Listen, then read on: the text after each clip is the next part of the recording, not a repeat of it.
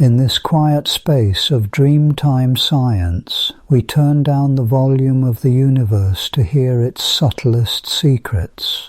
Let's explore the cosmos at the perfect pace for peaceful contemplation. You know what's fascinating? I've been thinking about why our minds hold on to certain ideas, even when the world around us changes. There's something remarkable about the way belief shapes not just what we think, but how we see ourselves and others. And tonight, I'd love to share some gentle discoveries about why that happens. If this peaceful blend of science and serenity helps ease your evening, consider joining our community of gentle learners. Share your favorite moment of scientific awe in the comments. Take this moment to settle in, wrap yourself in comfort, release the day's weight from your shoulders, and let your breath become as gentle as starlight. Long ago, before the first stories were etched into cave walls or whispered around crackling fires, a slow awakening unfurled within the human mind. It was as gradual and inevitable as dawn, the emergence of something new, the capacity to believe, not merely to see or to feel, but to hold within one's imagination the conviction that something unseen might be true. This genesis of certainty, this peculiar, persistent human urge to trust in ideas, to knit together guesses and glimpses into a tapestry of conviction, has shaped the course of our species as surely as any tool or weapon. Yet, what is belief, really? It is a strange alchemy, a synthesis of perception, memory, hope, and doubt. It arises not from the hard, cold facts of the world, but from the soft, warm spaces within us, the yearning for coherence, the need for patterns, the comfort of explanation. Even now, as you lie in darkness, listening to the gentle hum of the world outside, belief is at work within you, spinning stories, making sense, drawing lines between the known and the unknown. To trace the origins of this impulse, we must travel backward through time, lifting away the layers of civilization, technology, and language. Picture a band of early humans, huddled together on the savannah, their senses straining against the shadows. The fire flickers. Beyond its reach, the world is filled with danger and mystery. The rustle in the grass could be wind or a crouching predator. The glimmering points above could be cold rocks or the eyes of gods. In this world, every shadow holds a question, and every question aches for an answer. From the very beginning, belief offered something precious, a way to navigate uncertainty. To survive in a world of threat and chaos, our ancestors needed to anticipate danger, to guess at causes, to read invisible intentions into the world around them. The human mind, shaped by evolution, became exquisitely attuned to patterns. Where randomness reigned, we saw order. Where silence lingered, we heard meaning. This tendency is not mere folly or naivete. It is, in many ways, a triumph of natural selection. Consider the rustling grass again. If you believe there is a leopard lurking, and you are wrong, you suffer the inconvenience of a startled heart. But if you dismiss the sound as nothing, and you are wrong, the consequences are terminal. Thus the mind evolved to err on the side of caution, to believe, to suspect, to infer agency where there might be none. We became, as some scientists put it, hyperactive agency detectors, forever on the lookout for intention and causation. Over millennia, these raw intuitions coalesced into richer forms of belief. Stories were born, explanations for thunder, for the movement of the stars, for the mystery of life and death. Spirits, ancestors, gods, each one an answer to a riddle, a balm for uncertainty. And so humanity's first certainties took root in the fertile soil of fear and wonder. In the glow of a campfire, the telling of stories was itself a kind of magic. The storyteller's voice, weaving threads of memory and imagination, offered not just entertainment, but reassurance. The world, chaotic as it seems, can be understood. There are patterns, There are reasons, there are rules, even if they are the inscrutable decrees of spirits or the secret workings of fate. To believe was to participate in a shared reality, to draw close to one another against the darkness outside. As centuries passed, belief outgrew its primal origins. It became more than a tool for survival. It became the scaffolding for civilization. Myths turned into religions, customs into codes of law. The idea that something could be true, unseen, intangible but real, became the bedrock of societies. The power of belief could move armies, build monuments, inspire art, and justify sacrifice. But this same power, so often a source of unity and purpose, could also lead us astray. The mind that leaps to conclusions, that craves certainty in the midst of ambiguity, is ever vulnerable to illusions. We see patterns where none exist, faces in clouds, omens in the flight of birds, conspiracies in the randomness of events. We are, in the words of the philosopher William James, inveterate believers. Popular culture and science fiction have long been enchanted by this paradox. Again and again, stories return to the question, why do we believe, and what happens when belief parts ways with reality? In the soft glow of cinema, in the pulsing ink of novels and comics, belief is both a superpower and a curse. Consider for a moment the iconic image of Mulder from The X-Files, his office festooned with clippings and symbols, a poster declaring, "I want to believe." And this phrase, so simple, so plaintive, captures an essential truth of the human condition. Belief is not merely an assessment of evidence. It is a yearning, a need. Mulder's quest is not just for proof of aliens or conspiracies. He is searching for meaning, for coherence, for something larger than himself. Science fiction is filled with such characters, visionaries and fanatics, doubters and dreamers.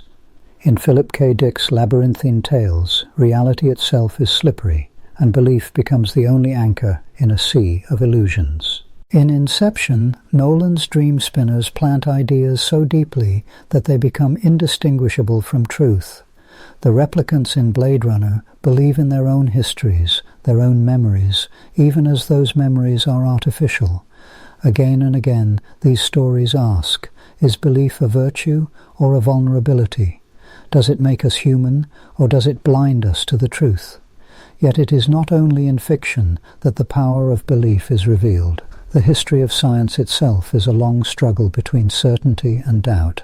Galileo, peering through his telescope, saw moons circling Jupiter, evidence that contradicted the dogmas of his age. The world resisted his findings, clinging to old certainties. Again and again, progress depends upon the willingness to question received wisdom, to suspend belief until the evidence compels us.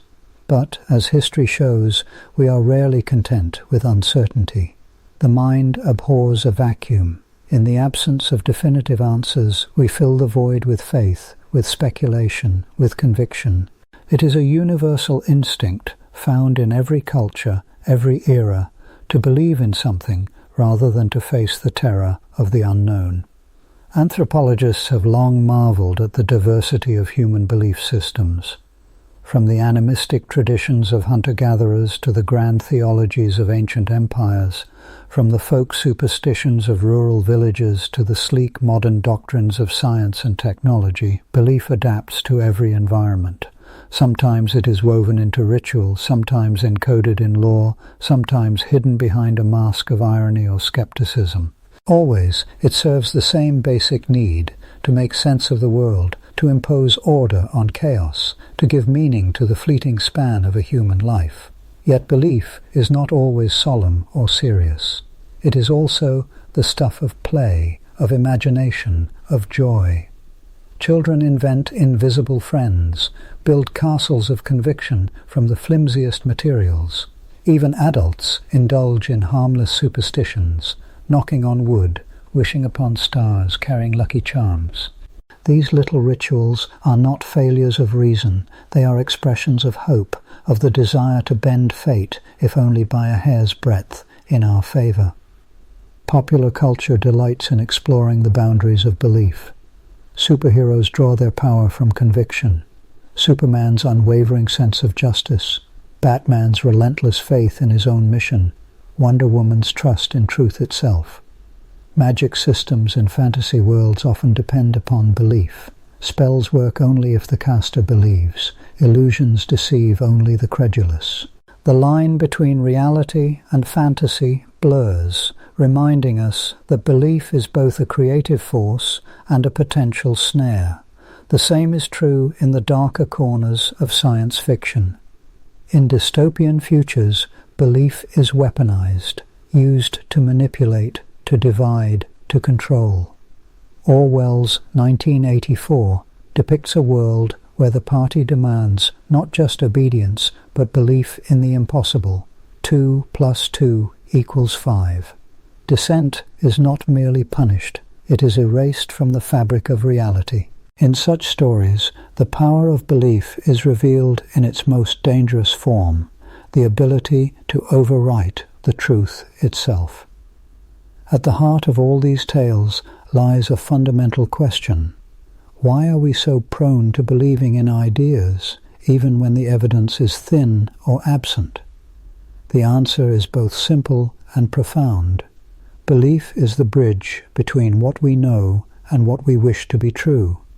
It fills the gaps between experience and explanation, between observation and understanding.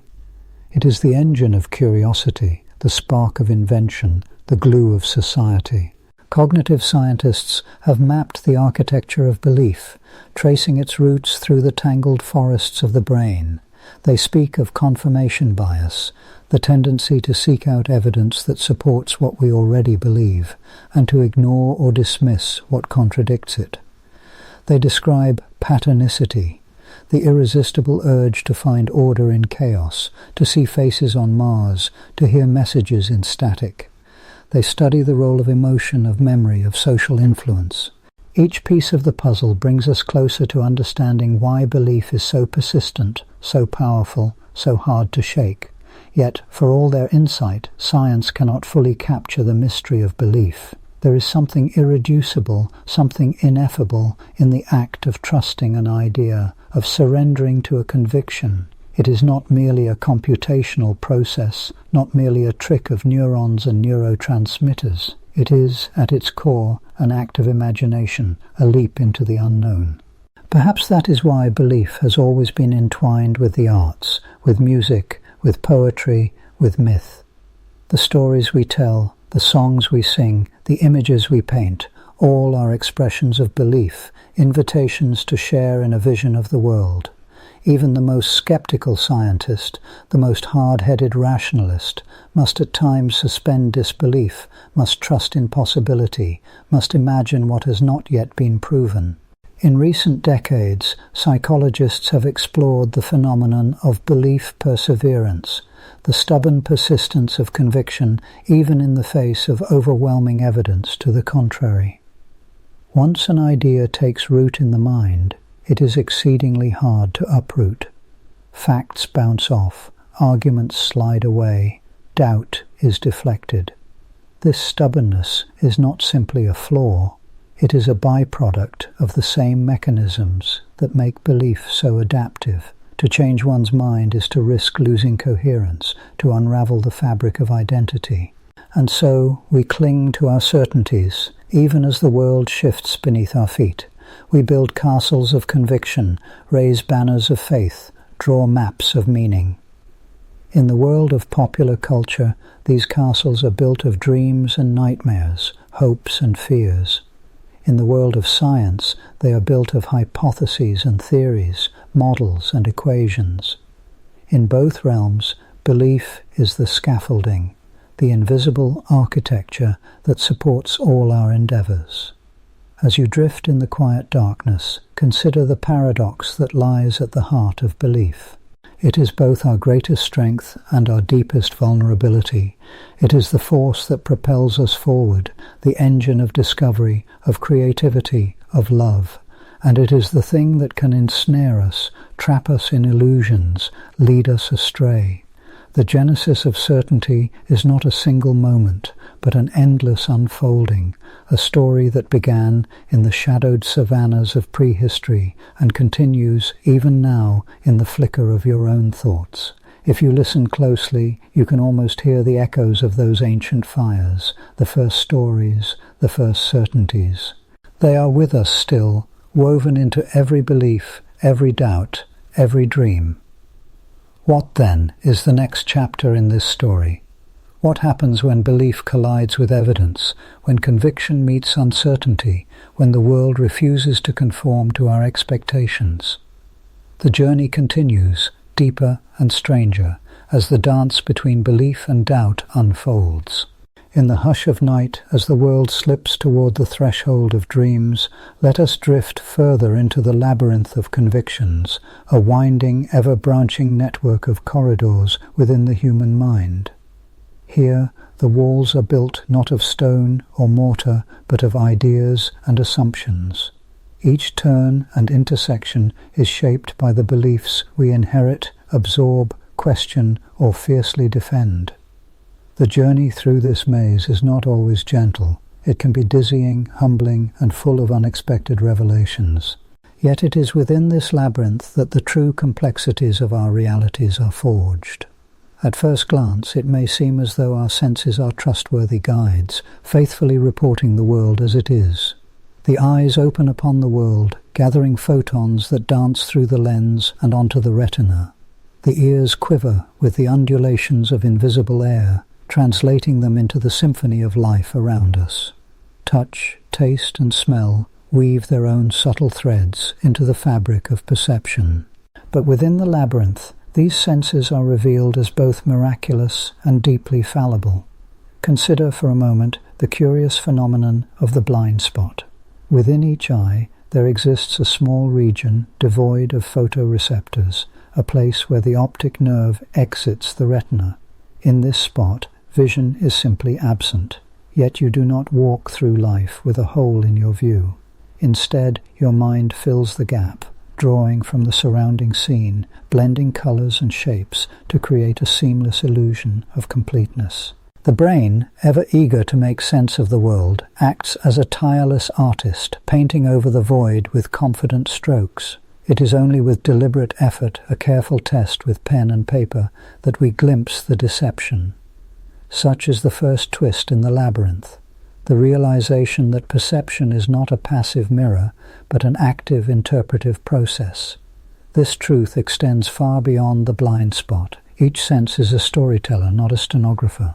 The nose, for instance, detects only a fraction of the swirling molecules in the air, and yet what a world it conjures: bread baking, rain on hot pavement, the musk of autumn leaves.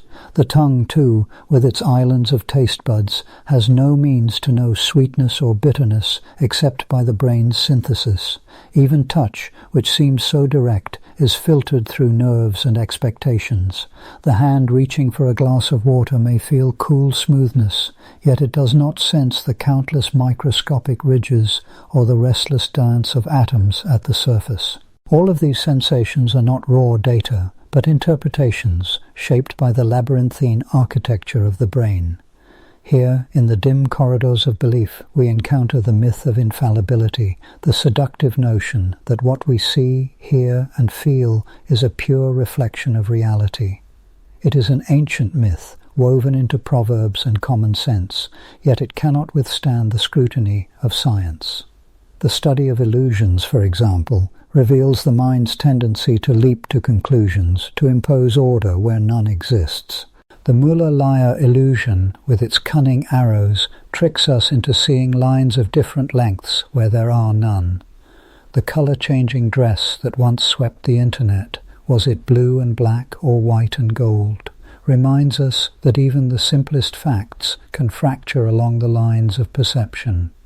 Why does the mind play such tricks? The answer lies in evolution's relentless pressure to survive, not to know. The brain is a prediction engine sculpted by ages of trial and error to make rapid judgments from incomplete information. On the savannah, it was better to mistake a shadow for a lurking predator than to ignore a real threat. Thus, our senses have become tuned to the useful rather than the true, the probable rather than the certain. The cost of this adaptation is borne in the subtle, persistent errors that lace our daily experience. Yet the labyrinth is deeper still, for it is not only the senses that are prone to error. Beneath perception lies interpretation, the ever-shifting ground of belief. What we accept as true is shaped not only by what we perceive, but by the stories we tell ourselves, the cultures we inhabit, the languages we speak.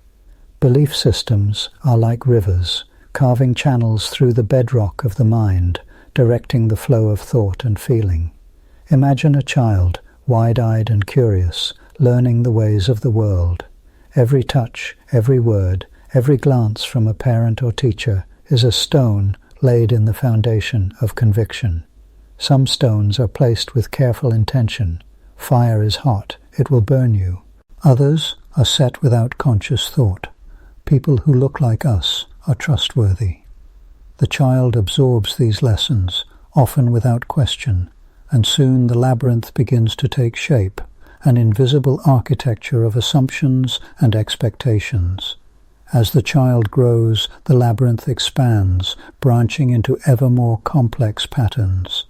Beliefs about fairness, beauty, danger, and possibility are absorbed from family, community, and the wider culture. Language itself acts as a scaffold, shaping the contours of thought. A person raised with many words for snow may perceive the winter landscape with a finer brush, noticing textures and gradations invisible to those with only a single word.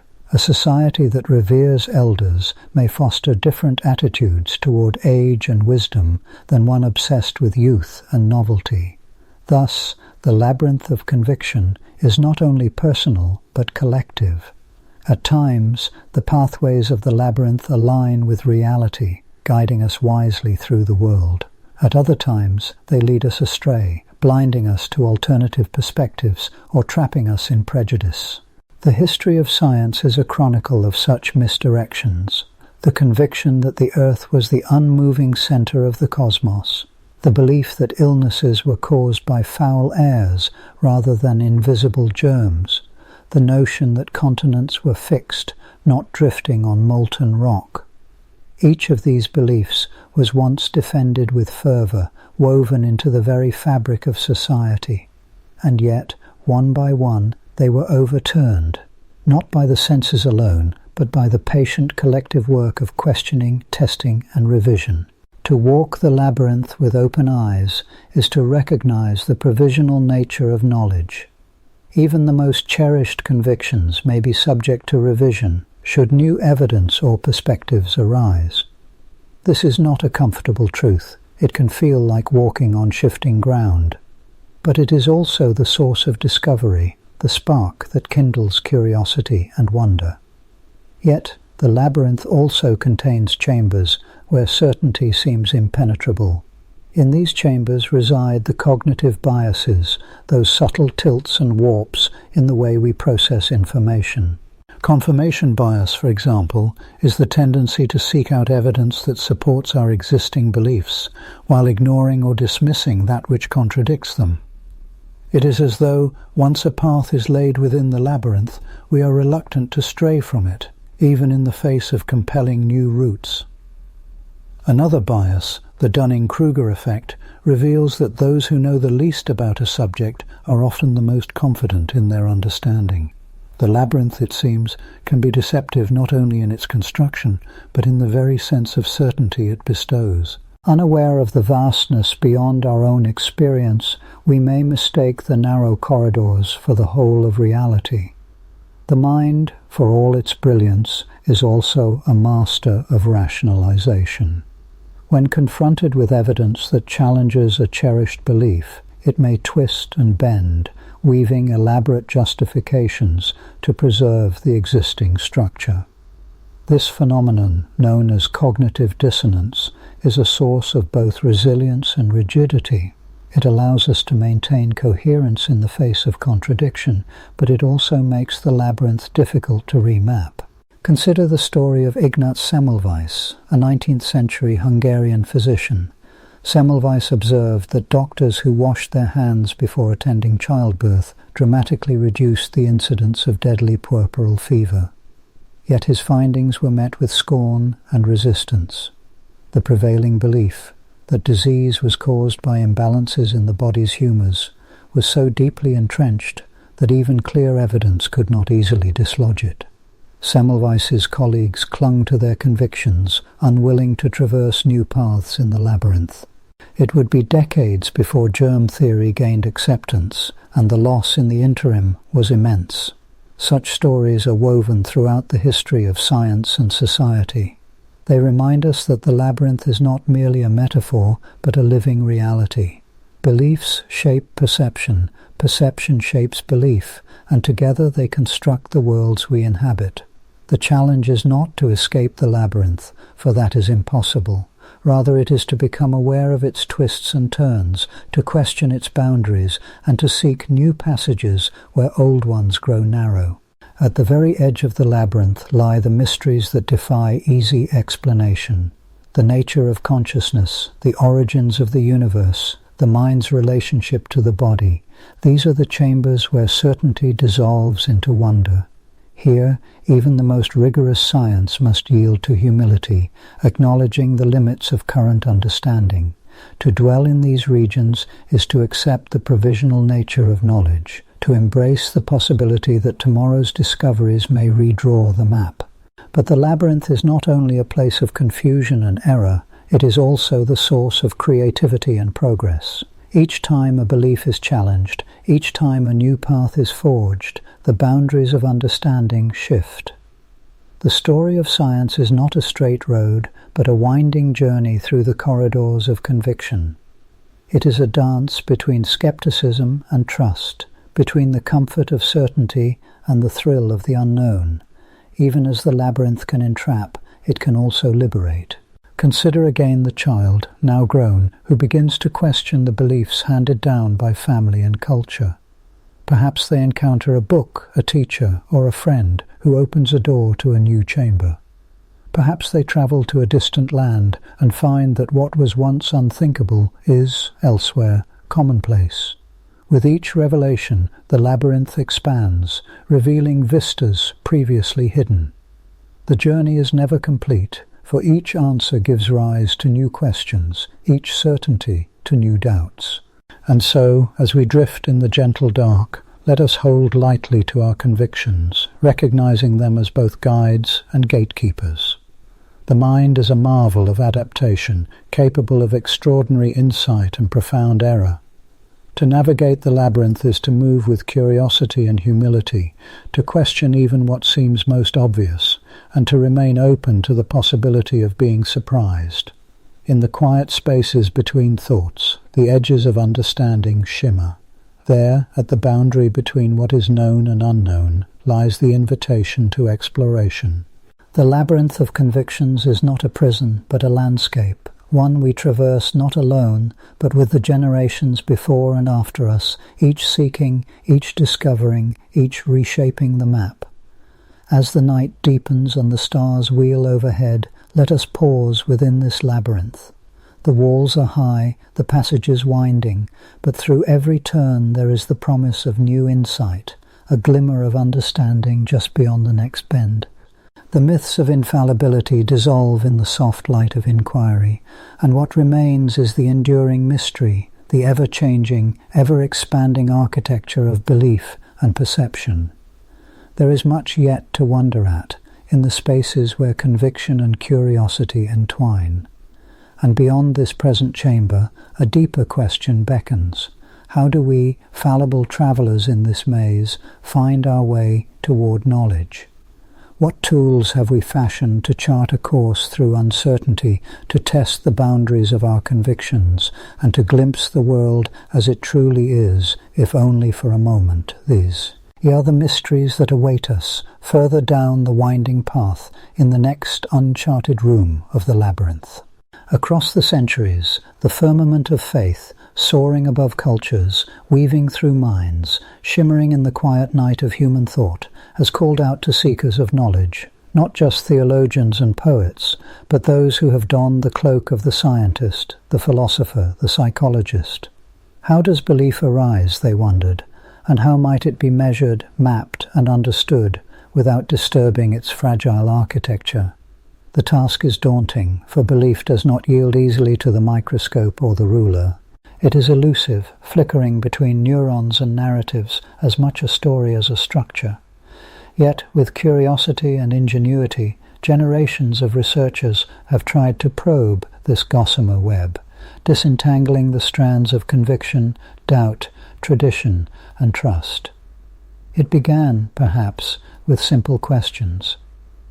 In the dim lecture halls of the 19th century, early psychologists pondered, why do some cling to their faith while others let it slip away? What shapes the edifice of a person's convictions? At first, these musings were philosophical, theological, more art than science. But as the modern era unfurled, scholars grew bold, seeking to illuminate the workings of belief with empirical light. The first tools were blunt but earnest. Pioneers like William James, whose gentle prose still echoes through the ages, urged us to attend to the varieties of religious experience. James invited participants to share their moments of transcendence and doubt, collecting stories as a botanist collects rare specimens. He listened, he catalogued, he compared.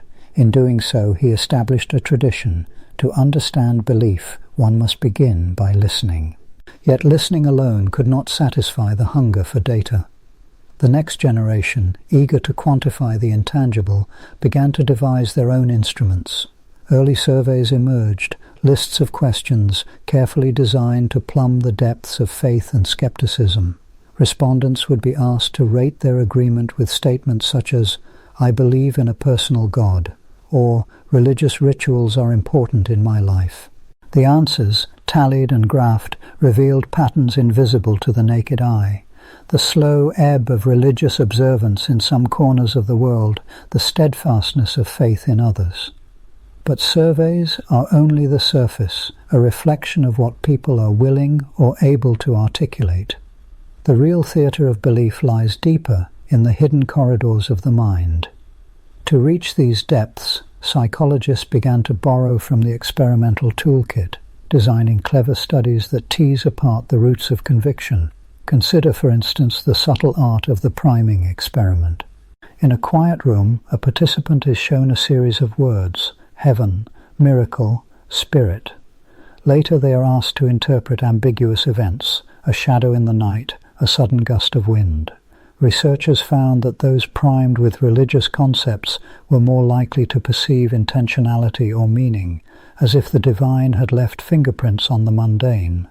Such studies revealed that belief is not simply a matter of conscious choice or doctrine. It is shaped by fleeting cues, by the invisible grammar of the environment. Other experiments sought to unravel the emotional tapestry of faith. In one, participants recalled moments of awe, standing beneath a cathedral's vaulted ceiling, gazing at a starlit sky. Scientists measured their physiological responses, slowed heartbeats, widened pupils, a sense of expanded time. These feelings, it seemed, primed the mind for openness to transcendent ideas. Awe, said the researchers, was not just a byproduct of belief, but a soil in which it might take root. Still others probed the boundaries between belief and action.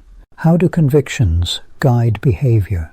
Here too, the experiments were ingenious. In a famous study, researchers left lost wallets on the streets of various cities, some containing religious symbols and others not.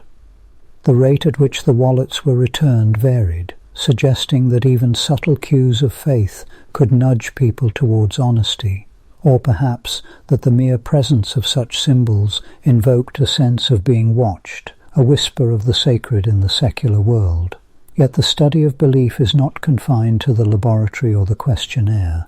Anthropologists, roaming the globe with notebooks in hand, have long documented the rituals, myths, and moral codes that stitch communities together.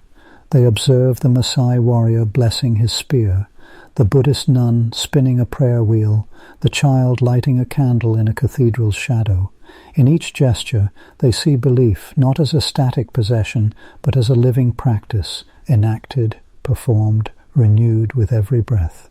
These ethnographic forays yield insights that surveys cannot. They reveal how conviction is woven into daily life, how it is reinforced by song and story, by festival and fast. They show that faith is not just a private affair, but a public one, shaped by the gaze of others, by the expectations of family, tribe, and nation. Belief, in this view, is both deeply personal and profoundly social, as much about belonging as about doctrine. Cognitive scientists, for their part, have sought to peer inside the skull, mapping the neural underpinnings of faith. With the advent of functional MRI, researchers invited volunteers to meditate, pray, or contemplate religious texts while their brains were scanned. They found that certain regions, those involved in empathy, theory of mind, and self-reflection, lit up in patterns unique to each tradition. Some observed a quieting of the parietal lobes linked to the dissolution of self. Others noted heightened activity in the prefrontal cortex, the seat of complex thought. Neuroscience, it seemed, could glimpse the shadows cast by belief, even if it could not explain their origin. But not all approaches have been so delicate. In the mid-20th century, the social psychologist Leon Festinger conducted one of the most famous experiments on belief, though it was, in truth, a study of its resilience.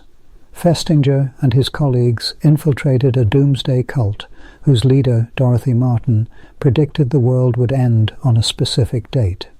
When the prophecy failed, Festinger watched as the believers, far from abandoning their faith, doubled down, rationalizing the failure as a sign of their own spiritual power.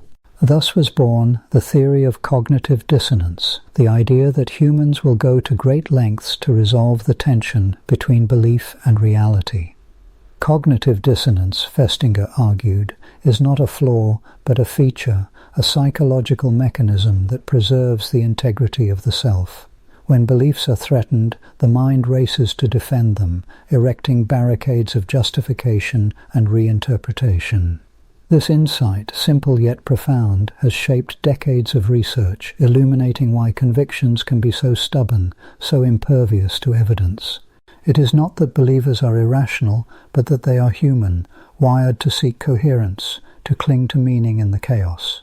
In more recent years, the study of belief has grown ever more sophisticated, blending insights from psychology, anthropology, neuroscience, and even evolutionary biology. Some researchers have turned to computational modeling, constructing virtual societies of simulated agents, each endowed with their own tendencies towards trust, conformity, and skepticism. They watch as beliefs ripple through these digital populations, undergoing mutation and selection, forming clusters and sects. The patterns echo those found in the real world, the sudden rise of new movements, the slow decay of others, the occasional explosion of zeal or doubt. Others have employed the tools of network science, mapping the social connections that transmit faith from person to person. They analyze the structure of congregations, the flow of sermons and symbols, the viral spread of rumors and revelations. These studies reveal that belief is not merely a product of individual minds, but of collective dynamics, emergent, unpredictable, greater than the sum of its parts. And yet for all these advances, the study of belief remains haunted by mystery. Each new method, each clever experiment, seems to peel back one veil only to find another. The tools themselves, surveys, scans, simulations, are shaped by the very beliefs they seek to examine. Researchers must tread carefully, lest they mistake the shadow for the substance. Consider for a moment the challenge of cross-cultural comparison. Is a Protestant's faith in grace the same as a Buddhist's trust in karma, or a shaman's communion with spirits? Are the scales and categories forged in one tradition valid in another? Scholars debate these questions endlessly, devising new frameworks, revising old ones, searching for universals while respecting differences. They grapple with the limits of language, the slipperiness of meaning, the impossibility of pure objectivity. Still, they persist, driven by the conviction that understanding belief is essential to understanding ourselves. They look for clues in childhood development, the toddler inventing imaginary friends, the child explaining thunder as the anger of gods. They study the elderly, reflecting on a lifetime of faith and doubt, preparing for the unknown. They probe the moments of crisis, illness, bereavement, war, when beliefs are tested, reforged, or abandoned. In each case they find traces of the same longing, to make sense of the world, to find order in disorder, to belong. One particularly elegant avenue of investigation has been the study of so-called minimal counterintuitiveness. Cognitive scientists have observed that religious concepts often strike a delicate balance. They violate some expectations, a God who is invisible, a statue that weeps, but not so many as to seem absurd. These ideas, it turns out, are especially memorable, sticky in the jargon of psychology. They spread easily, surviving the winnowing forces of memory and transmission. Thus, belief is shaped not only by culture and emotion, but by the architecture of the mind itself. In laboratories and field sites, in cathedrals and computer labs, the search continues. Researchers devise new questionnaires, new experiments, new algorithms. They measure the grip of ritual, the sway of authority, the allure of mystery. They chart the evolution of doctrines, the rise and fall of sects, the spread of rumor and revelation. Each study, each data point, adds a brushstroke to the portrait, never complete, always in motion. Outside, the world turns. Beliefs shift and shimmer, rising and falling with the tides of history. Some are ancient, rooted in stone and scripture. Others are new, born of the Internet's restless churn. The methods by which we probe them must change as well, adapting to new questions, new technologies, new hopes and fears. Yet, even as the instruments grow more refined, the essence remains elusive. Perhaps that is as it should be, for belief, in the end, is not just an object of study, but a lens through which we study ourselves, a mirror, a mystery, a guide. The tools we use to probe it, surveys, experiments, ethnographies, scans, cannot capture its full complexity, but they can illuminate its contours, its patterns, its paradoxes, and so the work goes on. In quiet laboratories, in bustling marketplaces, in the solitude of prayer and the tumult of debate, the study of belief unfolds, patient, persistent, attentive to every nuance. Researchers sketch hypotheses, gather data, test and retest, always aware that the next discovery may overturn the last. They listen for the whisper of meaning in the clamour of data, for the glimmer of truth in the shadow of doubt. As night deepens, the firmament of faith stretches overhead, studded with the bright points of conviction, the dark gaps of uncertainty. The explorers of belief, scientists, scholars, seekers all, cast their nets into that vastness, hoping to catch a glimpse of understanding. They know the work is never done, that each answer births new questions, each revelation a deeper mystery. And still, as dawn hints at the horizon, there is the quiet promise of another day, another question, another experiment. What, then, lies just beyond our grasp? What subtle forces shape the shifting tapestry of belief, unseen yet ever present? The journey continues, ever onward, into realms where conviction and curiosity entwine. Across the ages, beneath the grand dome of the sky, human beings have gathered around fires, under temple ceilings, in silent forests, and within the flickering hush of their own minds, to ask questions that echo beyond the reach of science. What is it to believe? What does it mean to hold an idea so close that it becomes woven into the very fibres of who we are? Belief, that enigmatic current running through our collective story, has shaped the contours of civilizations, inspired acts of both astonishing beauty and bewildering cruelty, and traced the outlines of our deepest hopes and fears. To peer into the heart of belief is to stand at the crossroads of mind and mystery. It is to sense the intricate dance between what we know and what we long for, between the world as it is and the world as we imagine it, or as we fear it might be. Belief is not merely an assent to facts, nor simply the passive acceptance of what we are told.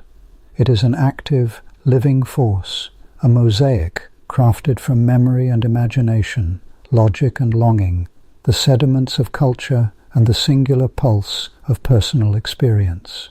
Let us begin with the delicate machinery of belief as it operates within the mind. Each human brain, a labyrinth of interwoven neurons, is both sculpted by evolution and shaped by the tides of culture and circumstance. When we believe, neural circuits fire in patterns that encode certainty, doubt, hope, and conviction. Memory and emotion mingle in the hippocampus and amygdala, while the prefrontal cortex weighs, reasons, and reflects. Yet belief is never simply the product of cold calculation. It is colored by affect, by the subtle chemistry of neurotransmitters and hormones that shift with our moods and the stories we tell ourselves. Imagine for a moment a child standing on the edge of a darkened room.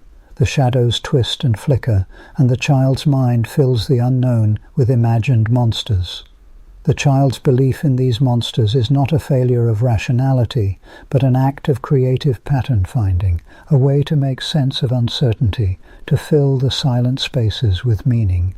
As adults, we may smile at the memory, yet we remain creatures of narrative, forever seeking explanations for the mysteries that surround us.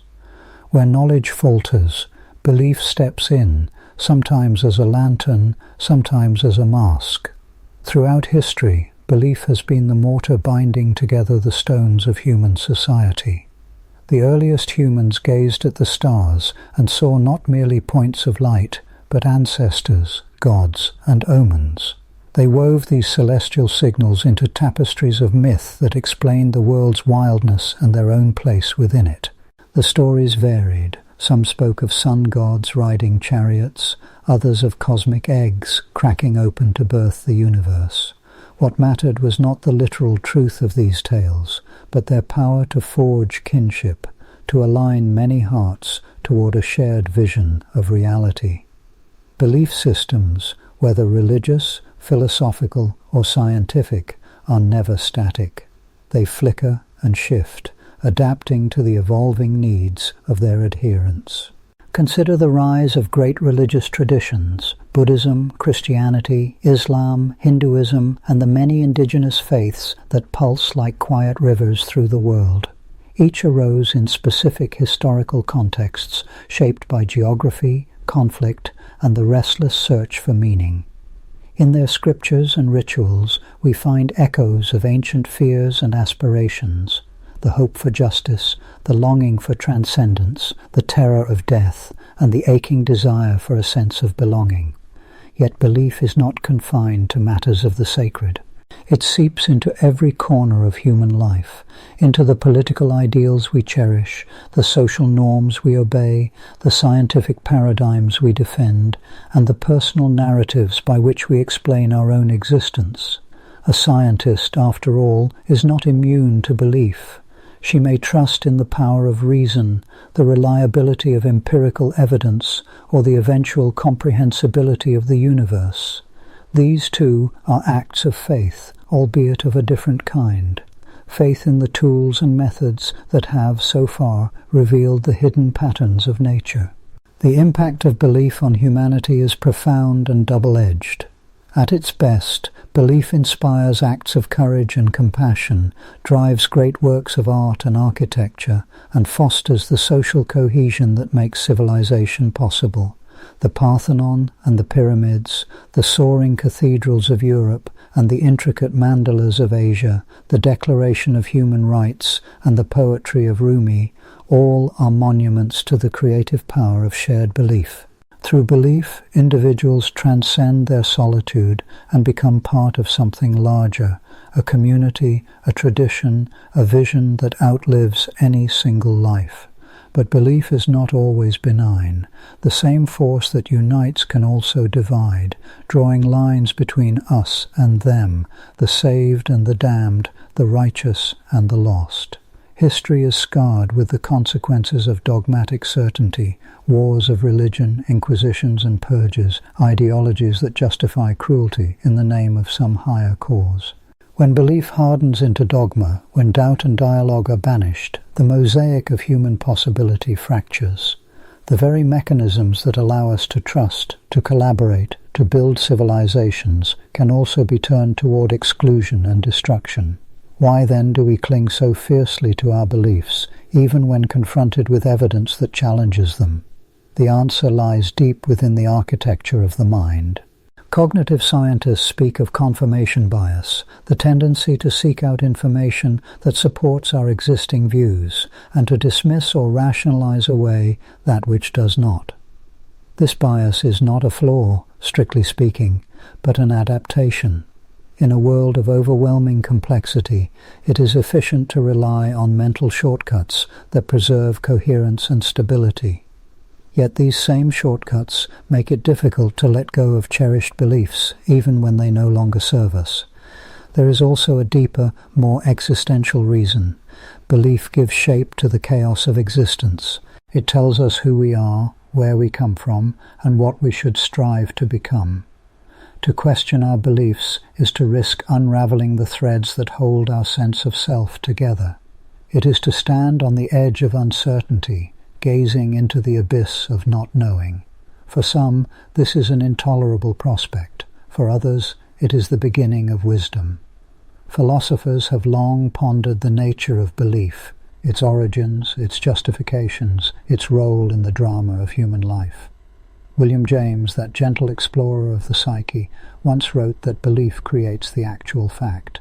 In other words, what we believe about the world has a way of shaping the world itself, not only in how we interpret events, but in how we act, and thus in what becomes possible. If enough people believe in the value of compassion, societies organize around caring for the vulnerable. If enough believe in conquest, armies march and empires rise and fall. Belief is both lens and lever. It colors our perception and moves us to shape reality in its image. Yet James also warned of the perils of unquestioned certainty. He urged us to cultivate what he called a will to believe, but tempered by humility and openness, a recognition that our grasp on truth is always partial, always subject to revision in the light of new experience. This tension between the need for conviction and the necessity of doubt lies at the heart of the human condition. In the luminous corridors of thought, another question emerges. Is it possible to live without belief? Some have tried. The ancient skeptics counseled suspension of judgment, a perpetual openness to the possibility of error. The existentialists stared into the void and declared that meaning must be made, not found. Yet even these stances are, in their own way, beliefs, commitments to a particular way of being in the world. And so we find ourselves, as a species, perpetually suspended between certainty and uncertainty, between the comfort of belonging and the solitude of doubt.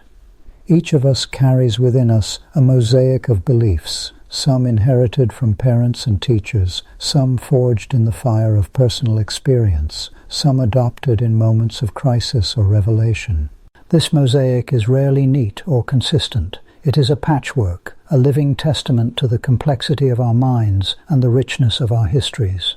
In recent decades, the study of belief has been enriched by insights from psychology, neuroscience, anthropology, and evolutionary biology. We now understand that belief is not simply a passive state, but an active process, a dynamic negotiation between the conscious and unconscious mind, between reason and intuition, between the individual and the collective. The stories we tell ourselves are shaped by the stories told around us, and in turn our beliefs help to shape the stories of those who come after. Consider, for example, the phenomenon of collective belief. When enough people share a conviction, whether it is the value of a currency, the rights of individuals, or the divinity of an ancestor, that belief becomes real in its consequences. Money has value because we trust in its worth. Laws bind us because we agree, however tacitly, to uphold them. Even the boundaries of nations are, at root, products of shared imagination. As the anthropologist Clifford Geertz observed, humans are suspended in webs of significance they themselves have spun. And yet, within these webs, there is always room for change, for dissent, for the slow evolution of understanding. The history of belief is a history of transformation, of old certainties giving way to new possibilities, of prophets and philosophers challenging the status quo, of revolutions, both scientific and spiritual.